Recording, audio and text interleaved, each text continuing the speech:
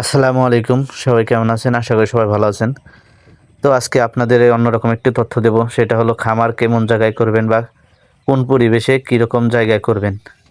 তো আসলে যে কারণে ভিডিওটা দেওয়া, তো আমি যে এলাকায় আসছি এটা মূলত আমাদের নাগরপুর থানার পায়সানা এলাকা। তো আসলে আমাদের খামার করলে শুধু জায়গা দেখলে হবে না যে খামারের পরিবেশটা অনেক সুন্দর, খামার খুব ভালো পরিবেশ আছে, মুরগি ভালো হইতেছে। তো এগুলো শুধু চিন্তা করলে হবে না। পাশাপাশি আপনার খামারের যে যোগাযোগের ব্যবস্থাটা সেটা আগে মাথায় রাখতে হবে। তো আপনি একটা খামার করলেন, দেখা গেল খামার পরিবেশটা খুব সুন্দর, মুরগিও ভালো হইতেছে, মানে খুব পরিবেশটা খুবই সুন্দর। কিন্তু যোগাযোগ ব্যবস্থা ভালো না।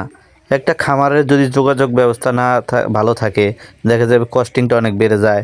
আপনার খরচ, খাদ্য আনা নেওয়ার খরচ, বাচ্চা আনা নেওয়ার খরচ, আবার মুরগিটা যে যাবে ওইটার খরচ, মানে এনিথিং সব খরচগুলো আপনার বেড়ে যাবে। এর কারণে আপনার প্রথমে চিন্তা করতে হবে যে আমি যে জায়গায় খামারটা করব বা যে এলাকায় খামারটা করব ওই এলাকার যোগাযোগ ব্যবস্থাটা কেমন, গাড়ির যাতায়াতটা কেমন। এখন যদি যোগাযোগ ব্যবস্থাটাই ভালো না থাকে তাহলে আপনি খামার করে কী লাভ হবে? যে টাকা গাড়ি ভাড়া দিবেন, অন্যান্য খরচ, মুরগি আনা নেওয়ার খরচ, মুরগি যদি আনা নেওয়া নাই করা যায় তাহলে দেখা গেছে আপনার ওই খামার করে কোনো লাভ নাই। দেখা গেছে আপনি খামার করলেন, মুরগি বেচা কিনির মতো এরকম সুযোগ সুবিধা নাই।